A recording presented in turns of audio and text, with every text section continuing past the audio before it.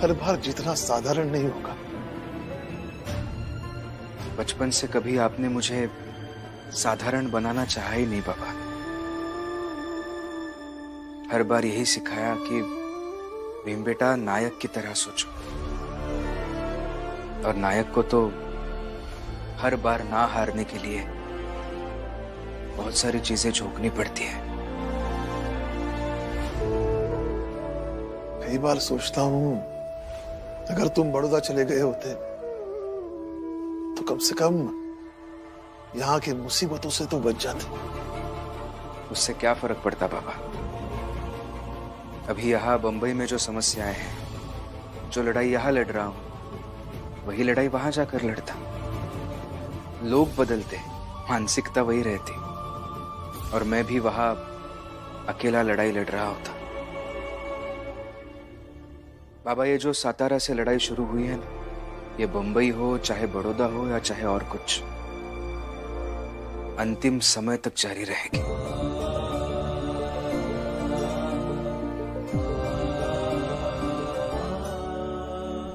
अच्छा बाबा, मैं इसलिए आया था कि आपकी थोड़ी मदद चाहिए थी। हाँ, कहो। जिन बच्चों की कॉपियां कल मेरी वजह से फट गई, जिनके माँ बाप अभी आए थे, मैं चाहता हूं कि उन बच्चों को मैं नई कॉपियां खरीद कर दे दूं। हाँ। लेकिन इतनी सारी कॉपियां खरीदने के पैसे अभी मेरे पास नहीं है। अगर आपके पास थोड़े पैसे हो तो, नहीं, उधार समझ कर दे दीजिए, मैं आपको लौटाऊंगा। हाँ मेरे, मगर पैसे होंगे तो देंगे ना उधार।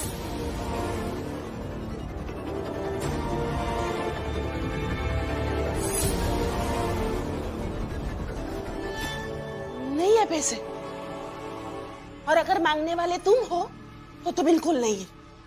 जीजा भाई, आज तक कभी भीम ने पैसे नहीं मांगे, और आज मांग रहा है तो उसे मुझे दे देने दो। नहीं, इस आदमी को मदद नहीं, बिल्कुल नहीं।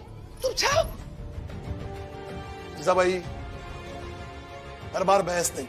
ठीक है, बहस नहीं।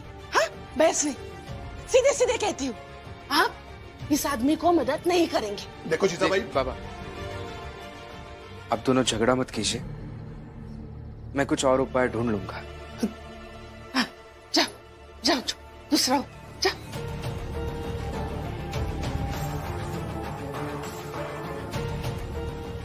जा क्यों रहा है? रमा,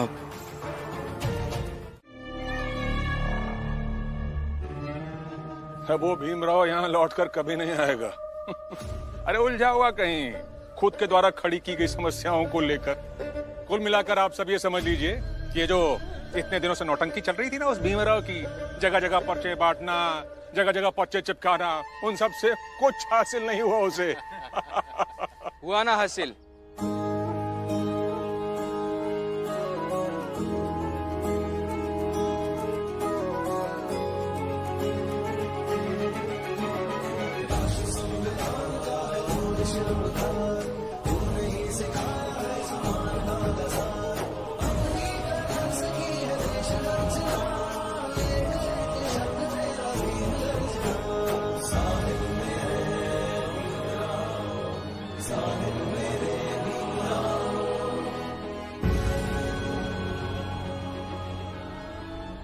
बहुत कुछ हासिल हुआ है मेघनाथ जी, और पहली बात तो ये कि मैंने अभी तक हार नहीं मानी है, और दूसरी बात ये कि आप लोग जो रोज वहां बैठकर अखबार पढ़ते हैं, आज यहाँ खड़े हैं, ये देख रहे हैं और सोच रहे हैं कि अभी तक यहाँ कुछ हुआ कैसे नहीं।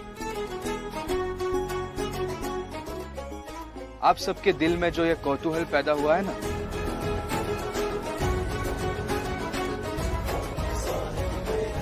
ये हासिल हुआ है।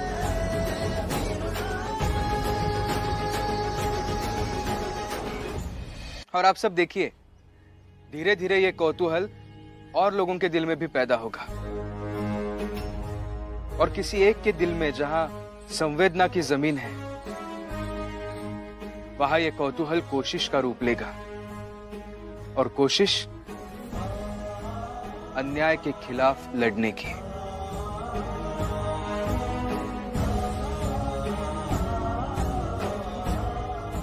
और मेघनाथ जी, जो लोग अन्याय के खिलाफ होते हैं वो बस देखते हैं। ऐसे देखने वाले में किसी एक के भी दिल को अगर मैं परिवर्तित कर पाया और उसके मन में कौतूहल पैदा कर पाया ना, तो बस हो गया मेरा काम। और आप लोग जाइए ना, रोज की तरह अखबार पढ़िए और हमें हमारा काम करने दीजिए। जाइए। रुकिए, क्या चल रहा है भीमराव? हैं? नहीं समझ में नहीं आता मुझे कि तुम्हारे अंदर थोड़ी भी इंसानियत बची है या सब बेच खाई तुमने? ये कैसा घिनौना खेल खेल रहे हो तुम इन मासूम बच्चों के साथ? लक्ष्य पूरा होने तक रुकना लड़ाई के सिद्धांतों में नहीं होता। सही बोला तुमने, एकदम सही। तुम्हारे इन्हीं सिद्धांतों को लेकर वो पुरुषोत्तम चौल में अपने समर्थकों के साथ तुम्हारे विरुद्ध लड़ाई लड़ रहा है और तुम यहाँ हमारे विरुद्ध लड़ाई लड़ रहे हो। लड़ो, जी भर कर लड़ाई लड़ो। पर एक बात बताओ भीमराव, ये दीपक जो तुम्हें अपना नायक मानता है, अपना आदर्श मानता है, गुरु हो ना तुम इसके? हा? इसके पिता पुरुषोत्तम को भूखा प्यासा देखकर तुम्हें अच्छा लगता है? खुशी मिलती है क्या? हा?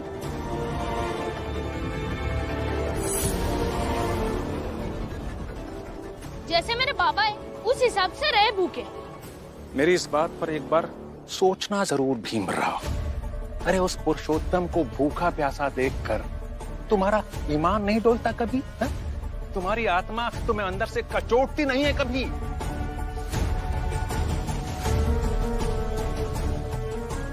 लगता है तुम्हारे अंदर की संवेदनाएं मर गई हैं। पता नहीं किस मिट्टी के बने हो। चलो रे।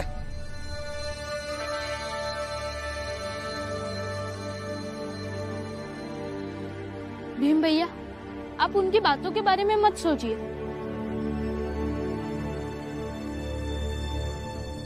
दीपक, ये अपने पास रखो और जैसे हमने ये लिखा है ना, कल की तरह वैसे ही इस पर लिखकर रख देना। अब तुम ये सब करके रखो, मैं कुछ देर में आता हूँ। ठीक है भीम भैया।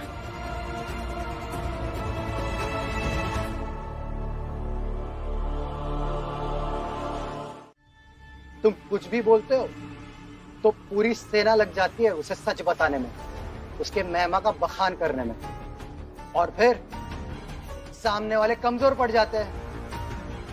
ठीक है शोभा काकी, आप अभी कुछ मत बोलिए और कोई कुछ मत बोलिए। अब सिर्फ मैं और पुरुषोत्तम काका बात करेंगे। बताइए पुरुषोत्तम काका, कैसे समझना चाहेंगे आप? क्योंकि मैं तो आपकी बात मानने वाला नहीं हूं कि आप दीपक की शादी करा सकते हैं, लेकिन मैं मेरी बात आपको समझाने की पूरी कोशिश कर सकता हूं। बताइए कैसे समझेंगे? हाँ तो समझा दो, बहुत पढ़े लिखे हो ना, समझाओ कि हम जैसे लोग समझ सके। हाँ, आखिर हम भी तो समझे कि पढ़ाई लिखाई का क्या फायदा होता है। पढ़े लिखे लोग कैसे समझाते हैं, समझाओ। हितेश काका,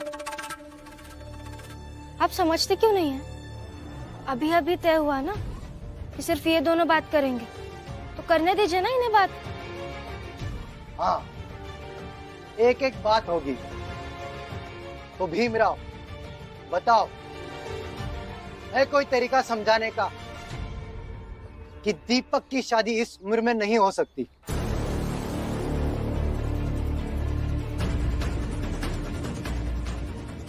बताओ, मेरी बात मानो या हमसे लड़ाई करते रहो।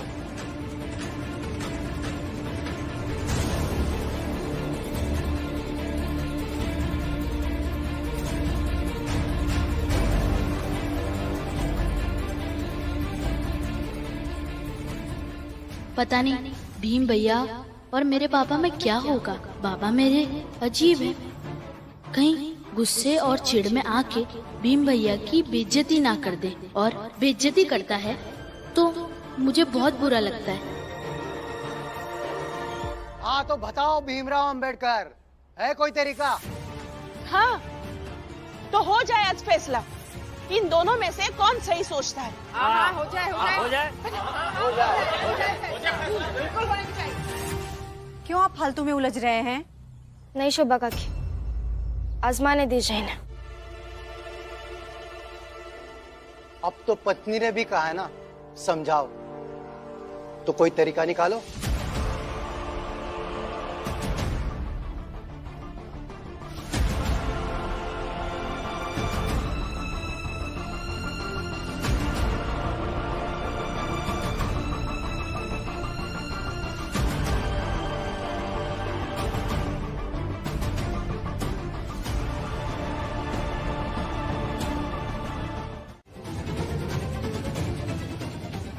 गिरे हुए इंसान हो ना, अपने बेटे के दहेज के पैसे पहले ही आधा ले चुके हो।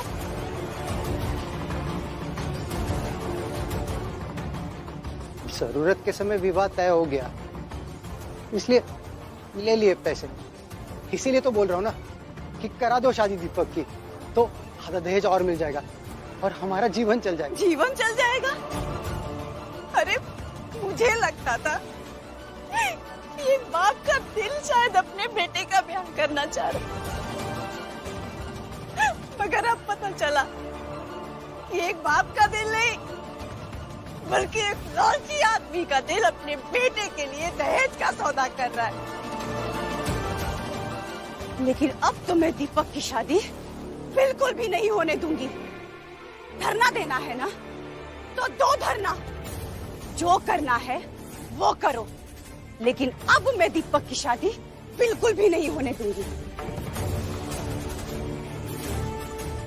मैं तुम तीनों को सबक सिखाऊंगा, माँ, बेटे और भीमराव को भी।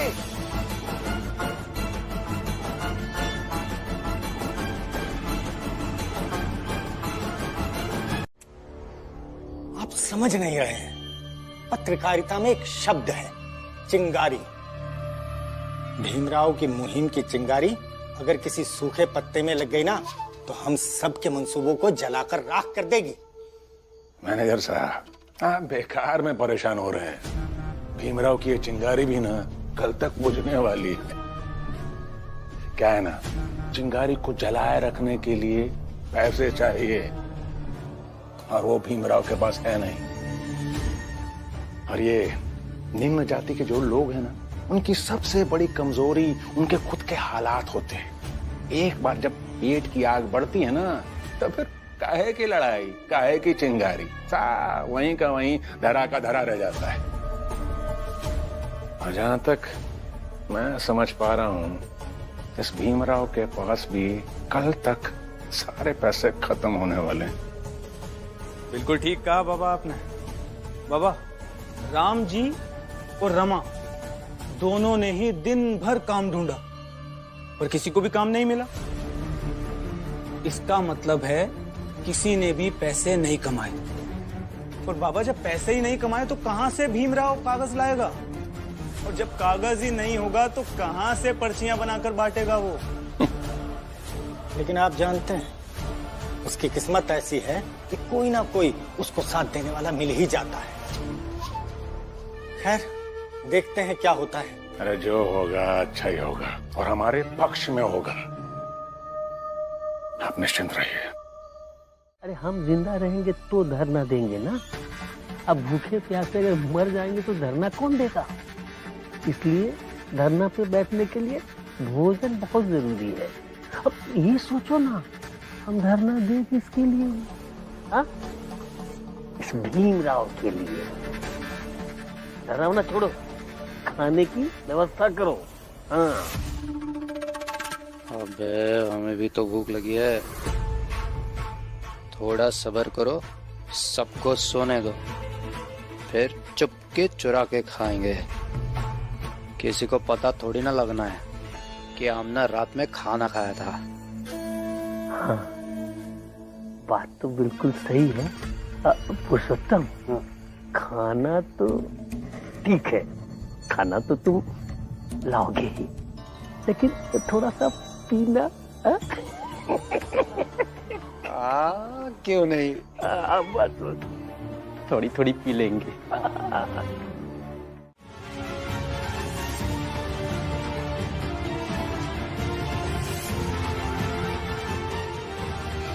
और साथ में बड़ों की बात छोटों के मानने से चलती है। विरोध का झंडा हाथ में लेके लड़ाइयां लड़ी जात हैं, रिश्ते नहीं चलत हैं। अरे भाड़ में गया रिश्ता, मैं नहीं मानता हूँ इन्हें अपने बाप। बहुत दिनों पहले मेरी आई के साथ जबरदस्ती की थी, आज मेरे साथ कर रहे हैं।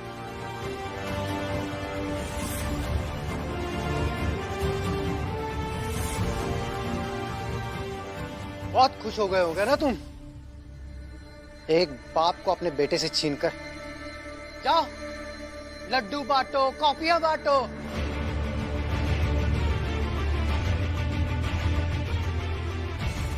आई, मैं तो परेशान हो गया हूँ इस आदमी की नौटंकी से।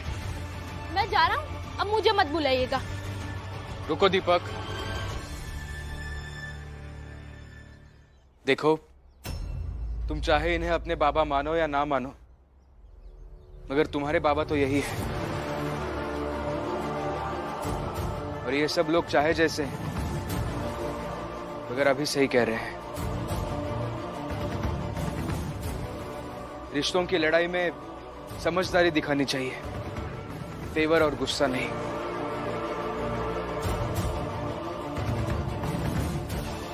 इनसे इस तरह से बात करना ये बदतमीजी थी, इसलिए मुझे ऐसा लगता है कि तुम्हें इनसे एक बार बात करनी चाहिए अच्छे से। इसलिए जाओ इनके साथ, इन्हें चाहे तो बाहर लेकर जाओ, इनसे अपनी बात कहो, इनकी बातों का विरोध करो, इन्हें अपनी बात मनवाओ, लेकिन इनसे अच्छे से बात करो। भीम भैया, ये आदमी बात करने के लायक ही नहीं है। मैं इनसे कोई बात नहीं करूंगा।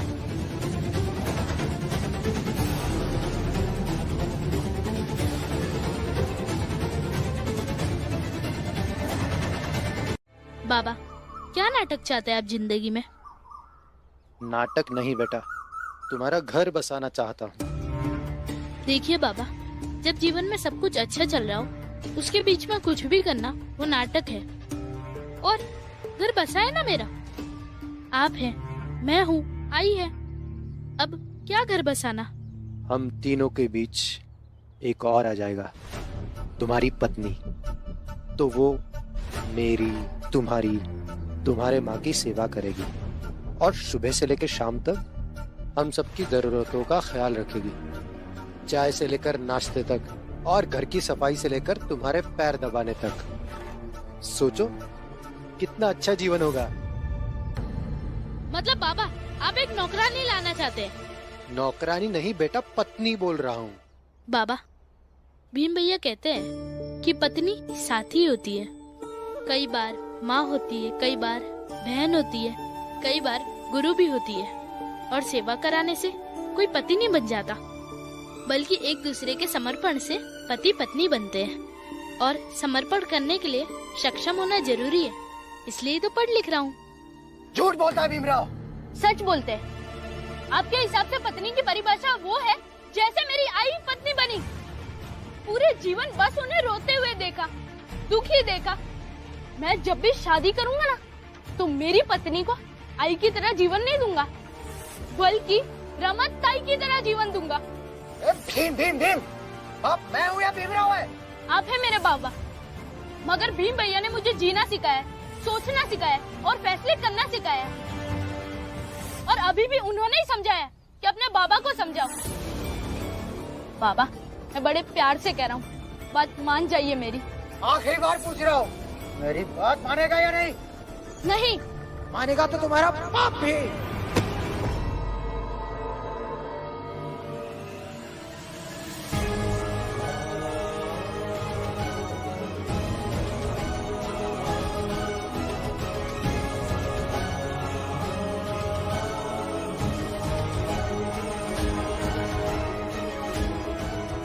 दीपक,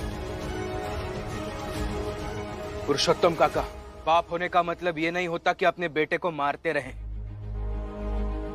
जैसे बेटा या बेटी पर दबाव होता है अच्छी संतान बनने का, वैसे ही माँ बाप पर दबाव होना चाहिए अच्छे माँ बाप बनने का।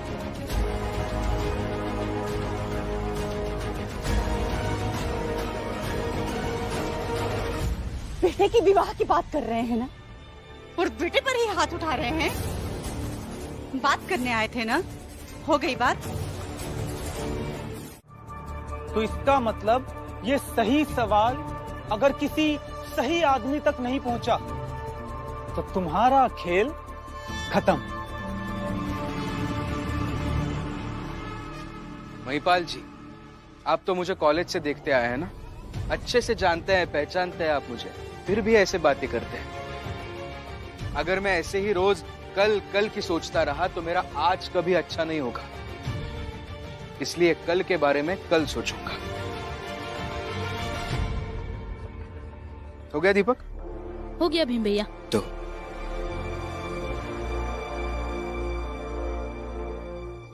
कर लो भीमराव, हारने से पहले अपनी ये आखिरी कोशिशें भी कर लो।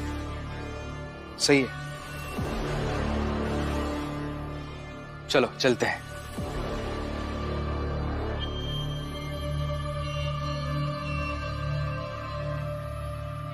पुरुषोत्तम, थोड़ा आगे।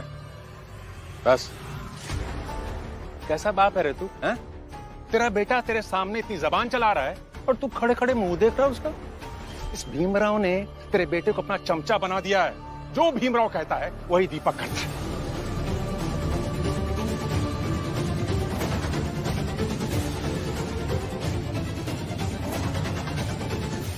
ये सब देखकर तुझे नफरत नहीं होती उस भीमराव से? होती है। अरे गुस्सा आता है कि नहीं उस भीमराव पर? बहुत ज्यादा। तो इससे अच्छा मौका नहीं मिलेगा अपना बदला लेने का। सुन, वो भीमराव के हाथ में जो सवालों के कागज है ना, तो उससे छीन और भाग जा। और तब तक भागना जब तक कि वो दौड़ते दौड़ते थक ना जाए। जब वो दोनों थक कर चूर हो जाए ना, तो वो कागज उनके मुंह पर फाड़ कर फेंक देना। तब समझ आएगा उस भीमराव को कि पुरुषोत्तम क्या चीज है, और तेरा थोड़ा बदला भी पूरा हो जाएगा। आई बात समझ में? अरे सोच क्या रहा है? अरे जाओ उसके पीछे, इससे तेरा गुस्सा भी शांत होगा। चाचा भाग भाग।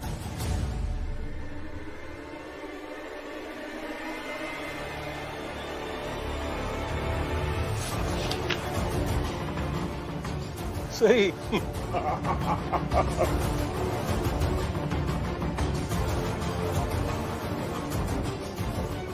अरे भीमराव, तुमने इसके बेटे को छीना है तो ये तुमसे कागज तो छीन ही सकता है।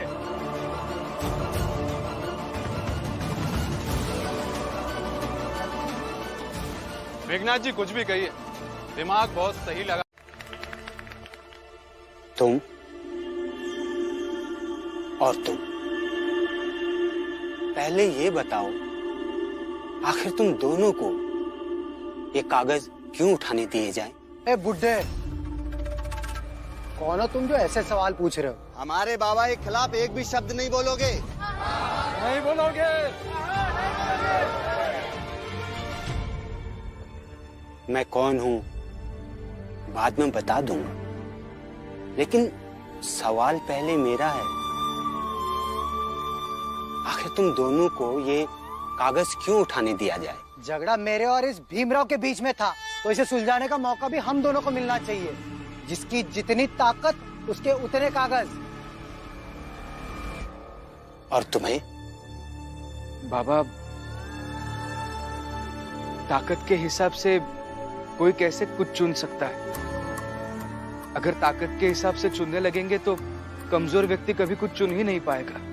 ना वर्तमान, ना अधिकार, ना प्रेम, ना भविष्य, कुछ भी नहीं। इन कागजों पर मेरी तकलीफ लिखी है मैंने, मेरा सवाल लिखा है। ये मेरे भविष्य से जुड़े हुए हैं।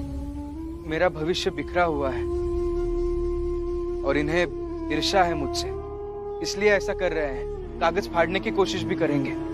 बाबा, हर व्यक्ति को भविष्य चुनने का अधिकार होना चाहिए, ना कि ईर्ष्या। बाबा, ये ऐसी ही बड़ी बड़ी बातें करके हम सबको छोटा साबित करने में लगा हुआ होता है। हम छोटी जाति के लोग हैं। इसने पढ़ लिख लिया तो इसे लगता है कि इसे बड़ी जगह नौकरी मिलनी चाहिए। पर कैसे? क्यों देंगे बड़ी जाति वाले काम? क्यों नहीं देंगे बड़ी जात वाले काम? मैं कौन सी जात से हूं इसका क्या लेना देना है? योग्यता के आधार पर नौकरी मिलती है, और मुझे भी अखबार के ऑफिस में योग्यता के आधार पर नौकरी मिली थी।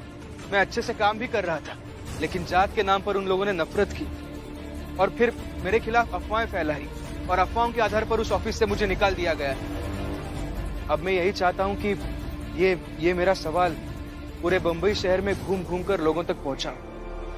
इस पूरे शहर में कोई एक व्यक्ति तो ऐसा होगा ही ना जो इस अन्याय में मेरे साथ खड़े हो जाए।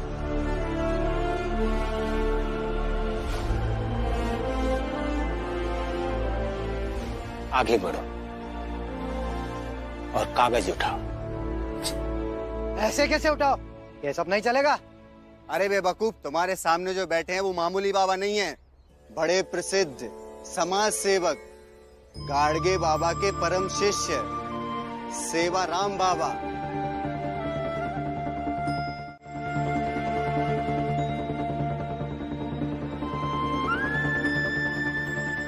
कौन गाड़गे बाबा और उनके शिष्य जो इतना उनकी महिमा का बखान किए जा रहे हैं? वो गाड़गे बाबा जिनका जन्म 23 फरवरी 1876 को अमरावती जिले के सेंड गांव में हुआ। पिता की मृत्यु के बाद मामा के पास रहे, फिर वहां से अचानक अज्ञातवास में चले गए। फिर पता नहीं कैसे ये बात दिमाग में आई कि वो भिक्षा मांगने लगे।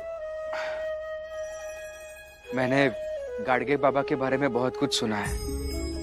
मेरे बाबा हमेशा उनके बारे में बताते हैं, और आप उनके शिष्य हैं, अनुयायी हैं, तो आप भी हमारे लिए पूज्य हैं। आशीर्वाद दीजिए।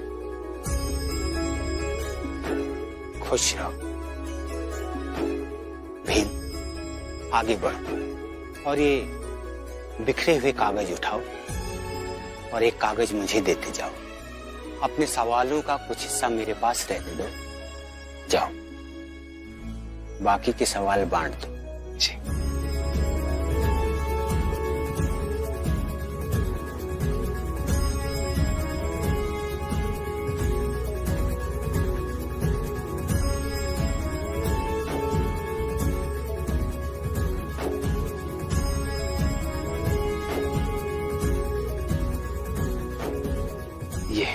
ये लीजिए।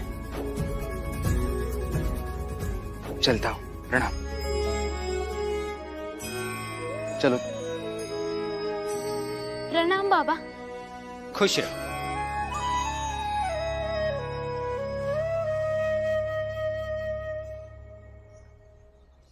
कैसे फकीर हो?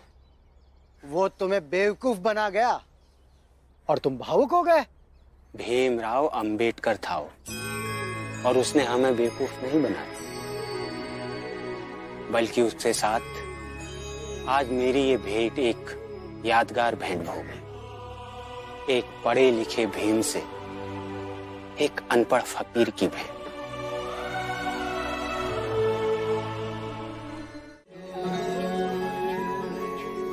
बाबा,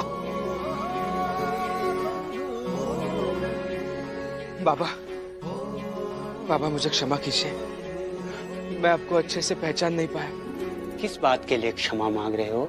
घर जाकर उन्होंने बाबा को आपके बारे में बताया और अंत में कहा कि कोई बात नहीं, जब गाड़गे बाबा के शिष्य मिल गए तो किसी और को ढूंढने की क्या जरूरत है? तुम ऑफिस जाओ, वो वही होंगे। हाँ,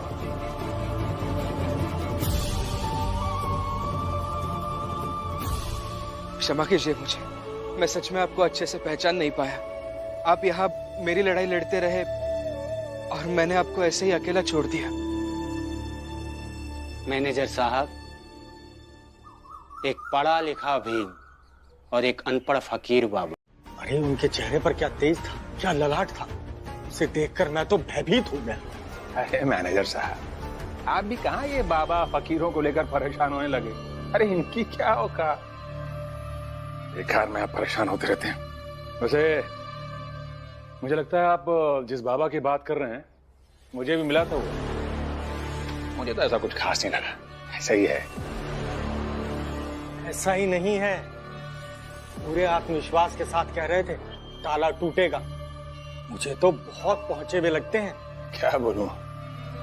चलिए, अभी थोड़ी देर में पता चल जाएगा उस बाबा की औकात कितनी है। क्या है ना, मैंने भेजा है महिपाल को उसकी कुंडली निकालने के लिए। बस थोड़ी देर में आता होगा, तब तक आप चाय पीजिए। बाबा, लो आई गया। हाँ बेटा, कुछ पता चला उस फकीर के बारे में? बाबा मैंने पता किया और यही पता चला कि वो फकीर कोई मामूली फकीर नहीं है। वो बहुत पहुंचा हुआ फकीर है, लोग मानते हैं उसे, और वो हमेशा शिक्षा, स्वास्थ्य और सफाई की बातें करता रहता है। और बाबा ये भी पता चला कि वो जो घूम घूम कर भीख मांगकर चंदा इकट्ठा कर रहा है ना, वो भी इसलिए कि वो धर्मशाला खोल सके। और वो जहां से भी गुजरता है सफाई करता हुआ जाता है। ला,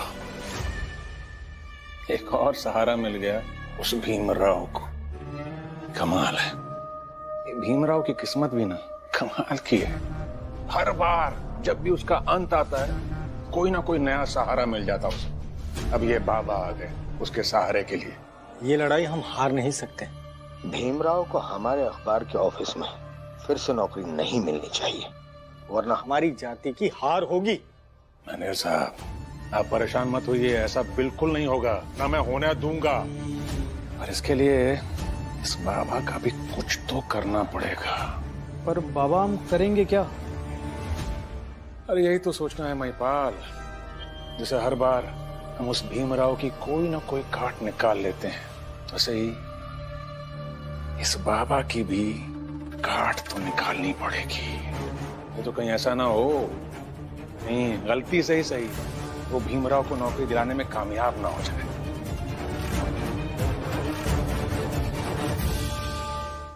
तब तो बाला भैया ने हमारी जम के शिकायत की होगी। अरे इस बार शिकायत करने थोड़ी ना गए थे,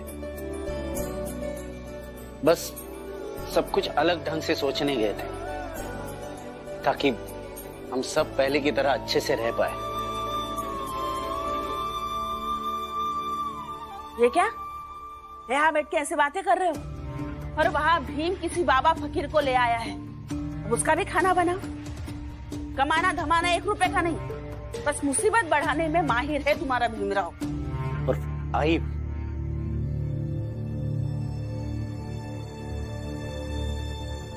ये पैसे रखिए, ये लो, और फिलहाल एक आदमी के खर्चे के बारे में सोचना बंद करो। और फिर अगर भीम भाव किसी को घर तक लाए हैं तो जरूर कुछ सोचकर ही लाए होंगे। हाँ, और हमारे घर हर कोई आता कहाँ है? चल के देखते।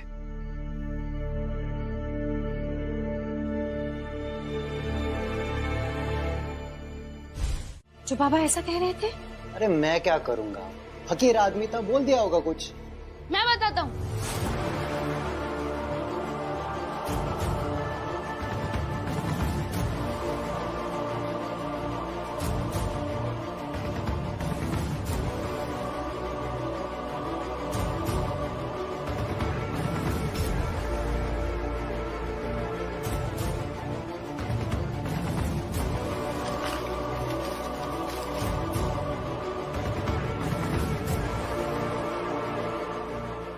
आखिर तुम दोनों को ये कागज क्यों उठाने दिया जाए?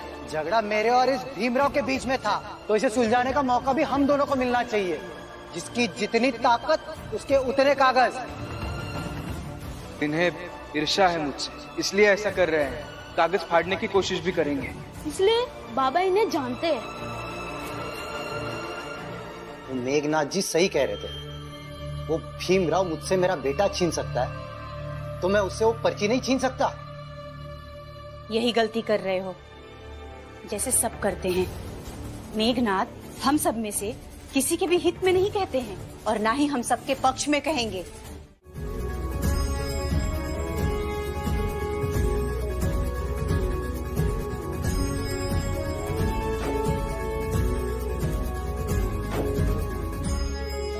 आओ बैठो। नहीं ठीक है बाबा। इतने पढ़े लिखे व्यक्ति हो, पढ़े लिखे व्यक्ति का औहदा बहुत बड़ा होता है, मगर आप अनुभवी हैं, सामाजिक कार्य करने का संतोष है।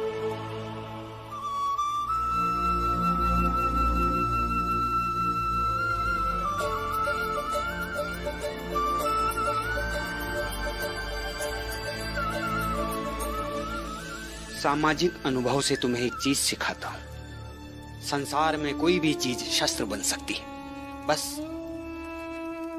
उसका उपयोग करने वाले व्यक्ति में तेवर योद्धाओं के होने चाहिए, जो मुझे तुम में दिखा है। और तुम्हें तुम्हारी लड़ाई का शस्त्र मिल गया है। मानसिक सफाई जरूरी है।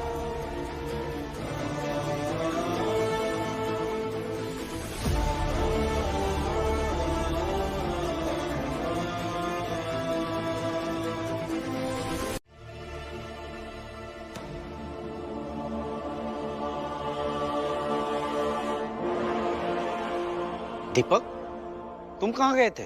सफाई की शुरुआत यहीं से करने। आ जाइए कप्तान साहब।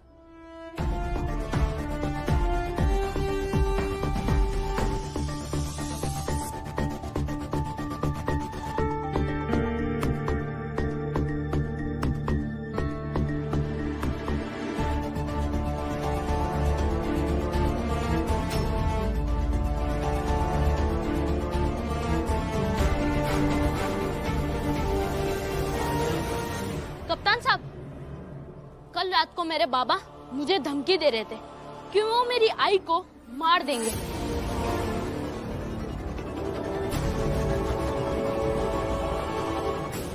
तो मैं इन पर केस करता हूँ। ले जाइए आप इन्हें।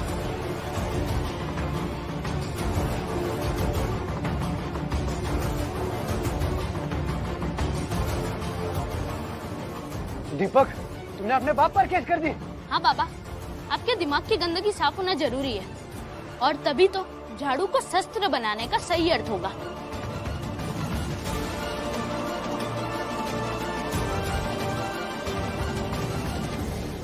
ले चलो इसे।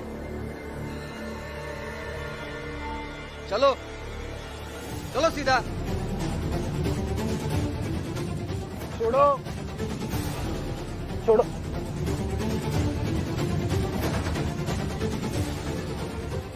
शोभा, अरे रोको पुलिस को, रोको। हितेश भाऊ, अभी मैं भीम के बाजू में खड़ी हूँ, जो हमेशा न्याय की बात करता है, और पुलिस अपना न्याय करेगी।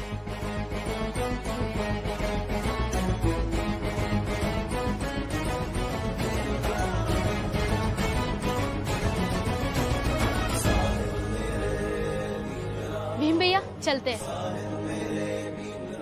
चलिए सब लोग।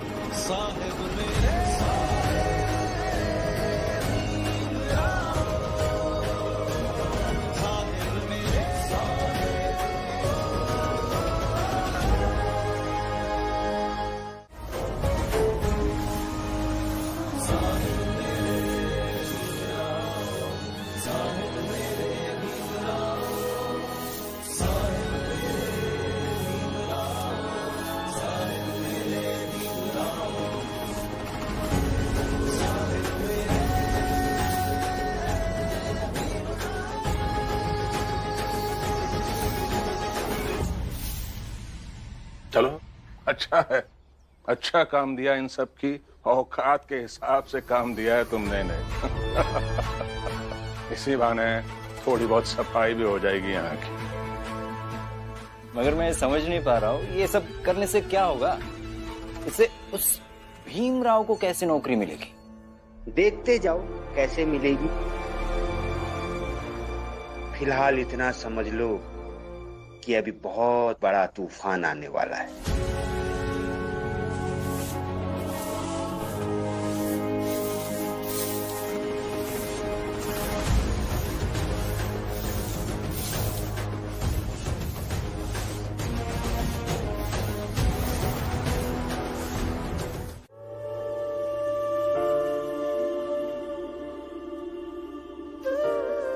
अरे क्या हुआ आई?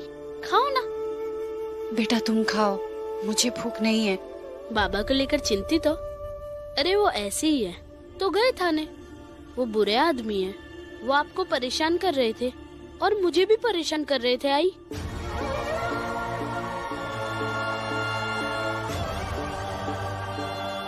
अरे आई, आप रो क्यों रही हो? उस आदमी के लिए, उस गिरे हुए मतलबी आदमी के लिए।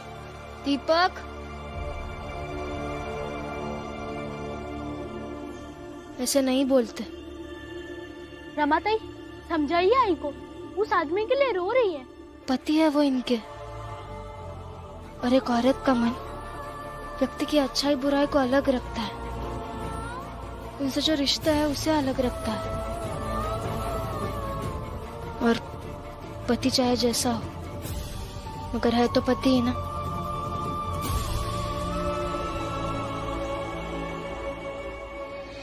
मतलब बाबा को थाने पहुंचाकर मैं आई का गुनहगार बन गया हूँ? मैंने ऐसा कब कहा बेटा? आपके आंखों से बहते हुए आंसू तो यही कह रहे हैं। मैं तुम्हें कैसे समझाऊं? भीम भैया से जाके पूछूंगा।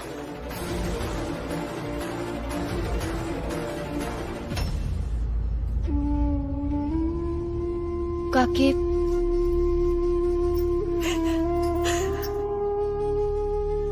काकी, आप रोइए मत, आप शांत हो जाइए और ये खाना खा लीजिए और चिंता मत कीजिए। जोकू काका, जनार्दन काका, हितेश काका, वो सब उनके लिए खाना लेकर गए होंगे। रमा, मैं जानती हूँ वो लोग गए ही होंगे उन्हें और बुरा बनाने, लेकिन मुझे बुरा ये लग रहा है, ये मर्द समझते क्यों नहीं है कि हम औरतें उनसे कितना प्यार करती है। हमारे लिए हमारी पूरी दुनिया हमारे पति ही तो होते हैं, और ये पति हमें अपनी दुनिया में ऐसे ही किसी कोने में पड़े रहने देना चाहते हैं बस। ऐसा क्यों होता है रमा?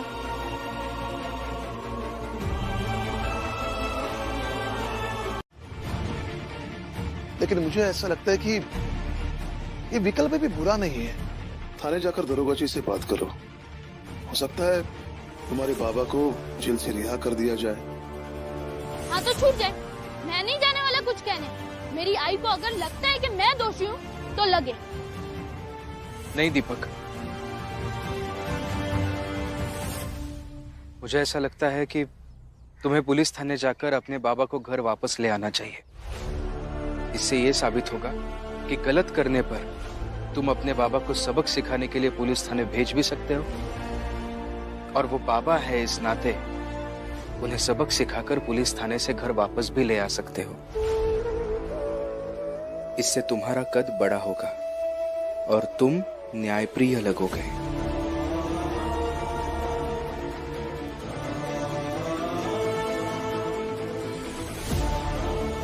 ठीक है भीम भैया। भीमा,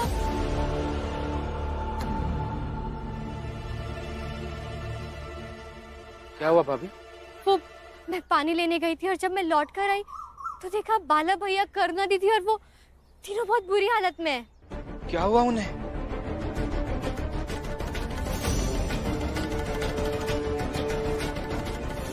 अब चलिए ना।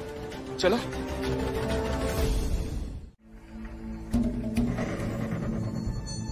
अरे तुम लोग अभी तक गए नहीं? बहुत देर हो गई है, जाओ अब। बस अब जा ही रहे हैं।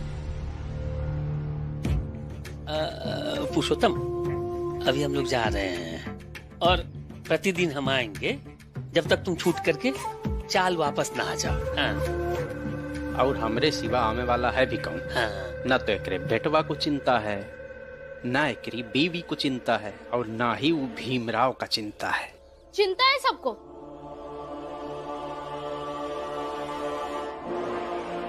बस आप लोगों की तरह जताने नहीं जानते कि हमें चिंता है, बल्कि मैं दरोगा साहब से ये कहने आया हूँ कि मेरे पापा को छोड़ दीजिए, उन्हें जाने दीजिए। ये कोई खेल है क्या? जब मन किया तब पकड़वा दिया, और जब मन किया तब छुड़वाने आ गए। अपराध सिर्फ इनका इतना ही है कि इन्होंने मुझे धमकी दी, और यहाँ आने के बाद ये समझ गए होंगे कि आगे से ऐसे कुछ गलती करेंगे तो मैं इन्हें छोड़ूंगा नहीं। बस ये समझाना जरूरी था दरोगा साहब, जो आपके कारण ये समझ गए होंगे। दरोगा साहब, मेरी आई रो रही है, कृपया करके इन्हें जाने दीजिए। कल सोमवार है, अदालत में पेशी है, फिर तो वैसे ही छूट जाएंगे। थोड़ा पहले छोड़ देंगे तो मैं मेरी आई का कम गुनहगार बनूंगा।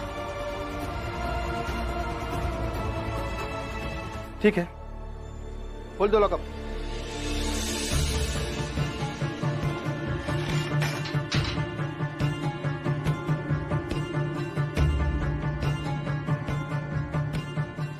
धन्यवाद दरोगा साहब। जाओ घर पुरुषोत्तम। वैसे बेटा और बीवी सही ही पाए हो? नहीं दरोगा साहब, भीम भैया को हमने पाया है और भीम भैया की वजह से ही हम ऐसा सोच पाते हैं। बड़ा बदतमीज बेटा है ये। हाँ, जब देखो तब अपने बाप को नीचा दिखाने की कोशिश करते रहता है। अरे बेटा है कि बेटा की पूंछ है। जय स्वाभिमान, जय स्वाभिमान, जय स्वाभिमान, जय स्वाभिमान, जय स्वाभिमान, जय स्वाभिमान, जय स्वाभिमान, जय स्वाभिमान, जय स्वाभिमान। ओ भीमराव, अरे समझाओ आनंद, बाला और करुणा को। देखो खड़े होने की ताकत नहीं बची है इनमें, कैसे लड़ खड़ा रहे सब।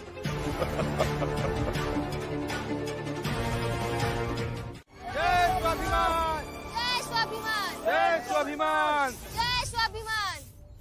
मेघनाथ जी, हाँ? जिस तरह ये आगे जा रहे हैं, ये तो उस मोड़ की दीवार तक 1 मील पूरा कर जाएंगे। वही तो मैं भी सोच रहा हूं कि आखिर इन सब ने अपनी इज्जत पूरी कर ही ली। शिशुपाल जी, वो एक काम कर बेटा, जैसे ही ये सब उस दीवार के पास पहुंचकर जश्न मनाएंगे ना, तो ये सारा बचा हुआ मिर्च पाउडर उस भीमराव और उसके सारे समर्थकों की आंखों में झोंक देना। तभी उस भीमराव को एहसास होगा कि मेघनाथ की बात ना मानने का क्या अंजाम होता है। तैयार है ना? ठीक है बाबा, आज भीम और उसके समर्थकों को उनकी औकात दिखाई देता हूं।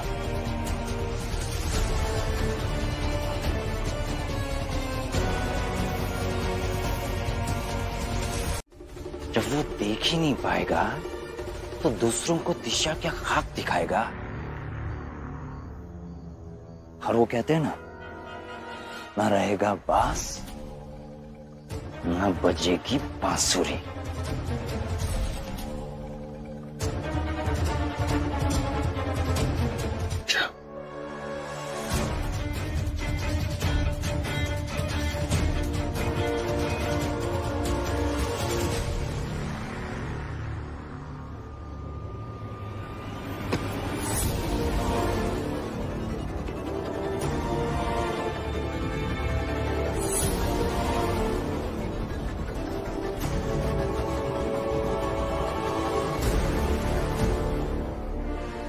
नहीं, बेईमानी कहीं भी हो अच्छी बात नहीं है। छोड़ो। ए बुढ़िया, हाथ छोड़, हाथ छोड़ मेरा।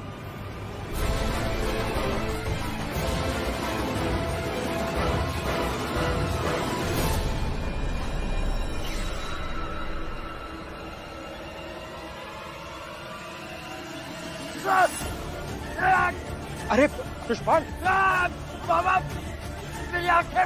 अरे कोई पानी ला, पानी ला बाबा, पानी। बाबा बाबा हॉस्पिटल चलते हैं।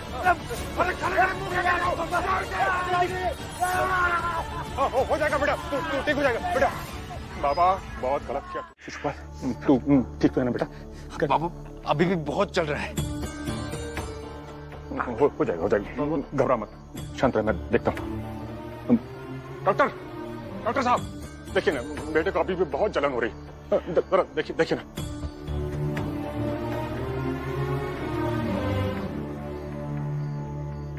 देखिए हमने दवा लगा के पट्टी कर दी है, परसों सुबह तक ये ठीक हो जाएंगे। डॉक्टर साहब कोई डरने या घबराने वाली बात तो नहीं है ना? नहीं नहीं, ऐसी कोई बात नहीं है, दवा अपना काम कर रही है, आप चिंता मत कीजिए, जल्दी ठीक हो जाएंगे। और ये पट्टी कब तक उतरेगी? पट्टी 2-3 दिन में शायद खुल जानी चाहिए, आंखें ठीक हो जाएंगी तो पट्टी अपने आप खोल दी जाएगी। डॉक्टर साहब ठीक होने में ज्यादा समय किसको लगेगा? ऊंची जात के शिशुपाल को या फिर निम्न जात के आनंद, बाला या करुणा?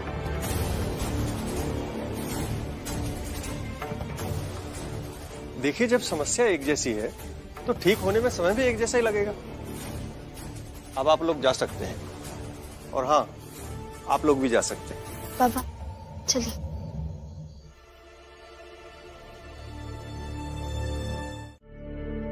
पुरुषोत्तम काका,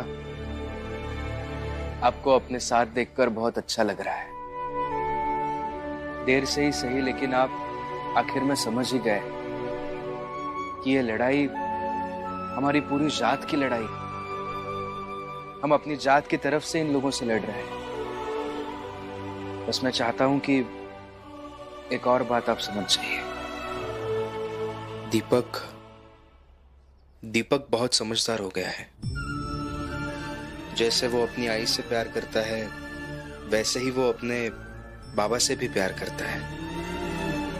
वरना आपको छुड़ाने पुलिस थाने क्यों जाता वो?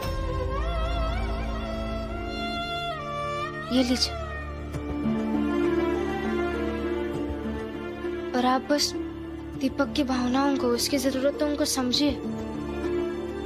उस पर दबाव मत डालिए। उसे पढ़ने दीजिए, उसे आगे बढ़ने दीजिए। उसके जैसे लोग पढ़ेंगे तभी तो हमारे समाज की बेड़ियां टूटेंगी और हम आजाद होंगे। तुम सही कह रहे हो भीम। अब मैं दीपक पर जबरदस्ती नहीं करूंगा।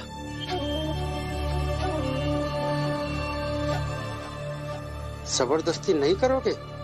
मेरे पैसे? रुक, बताता हूँ। अच्छा है कि आप समझ रहे हैं। चलिए अब आराम से चाय पीजिए। हम बाहर देखकर आते हैं कि जो और लोग झाड़ू लगा रहे हैं उन्होंने चाय नाश्ता किया या नहीं। हाँ?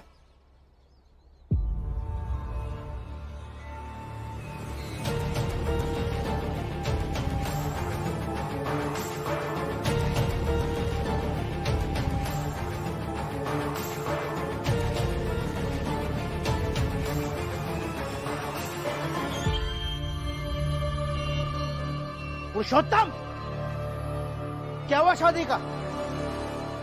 बस थोड़ा और समय दे दीजिए। कितना समय दूं?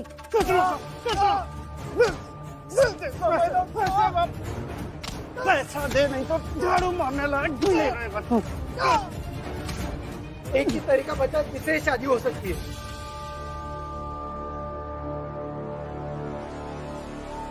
क्या?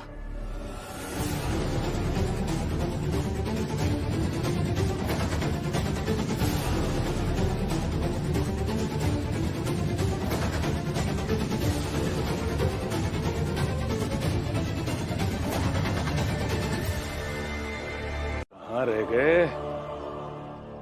अब तक तो आ जाना चाहिए था। क्या कर क्या रहे हैं ये दोनों?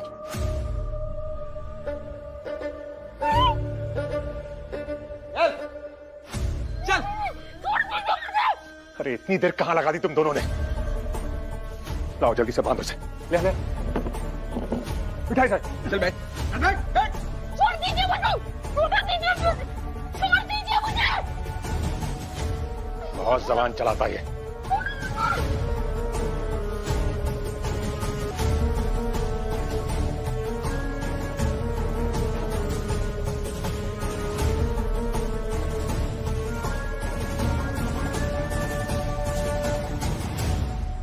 छोड़ दीजिए मुझे। चुप। अब एक शब्द नहीं। अब देखता हूं क्या करता है वो भीमराव बिना इस दीपक के। कैसे चलाता है अपनी झाड़ू क्रांति।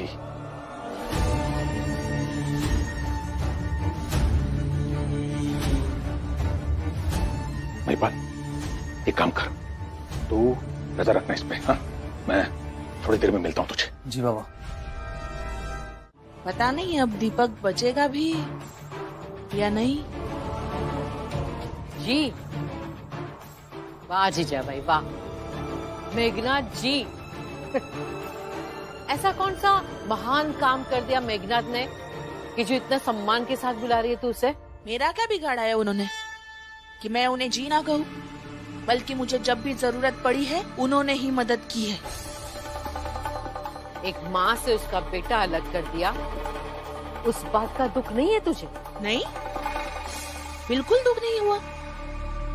जैसी करनी वैसी भरनी। जीजा भाई, जीजा भाई, सुना क्या? पता चला है कि भीमराव दलबल के साथ फिर से थाने की ओर बढ़ रहा है। पता नहीं वहां जाके फिर से कौन सा नाटक नौटंकी करेगा। क्या करेगा? और 2-4 लोगों के पैर टूटेंगे और क्या। हाँ। लेकिन इस चक्कर में, इस उम्र में बेचारे मेरे पति को दौड़ा रहे हैं सब। मैं जाकर देखती हूँ कि भीम वहाँ पर क्या कर रहा है।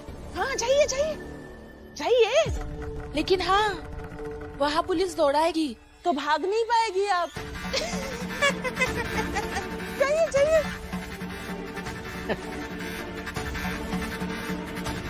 जीजा भाई, भीम के साथ खड़े रहने के लिए पैरों की नहीं, नियत की जरूरत है, जो तेरे में और हितेश में बिल्कुल नहीं है। इसलिए तुम लोगों के पैर होते हुए भी तुम लोग कभी भीम का साथ नहीं दे सकते हो।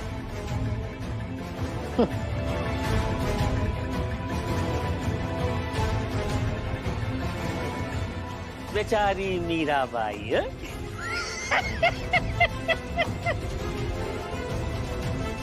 क्या चाहते हो तुम लोग? बताता हूँ, लेकिन तब ना जब आप बंदूक नीचे करेंगे और मेरी बात सुनना चाहेंगे। नीचे करो बंदूकें।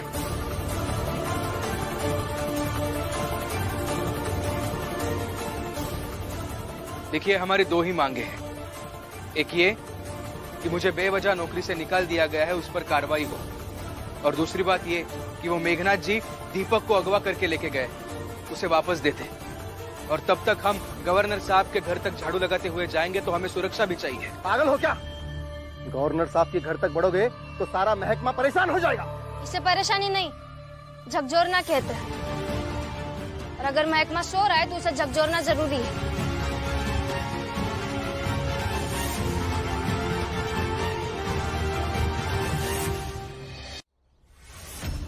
ये आदेश हम नहीं दे सकते।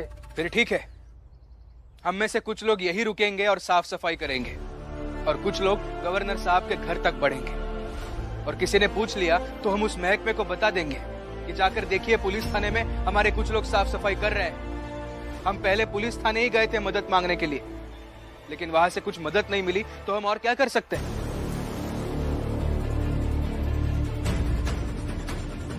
और अगर आपको गोली मारनी है तो मार दीजिए।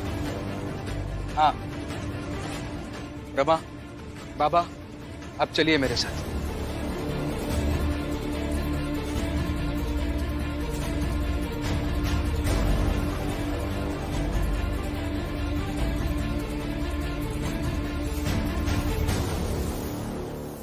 अरे क्या नाटक है ये? हमारा थाना साफ है, जा यहाँ से। चोरी थोड़ी करने आए हैं, साफ सफाई करने आए हैं। यहाँ करने दीजिए हमें सफाई। जय स्वाभिमान, जय स्वाभिमान, जय स्वाभिमान, जय स्वाभिमान, जय स्वाभिमान।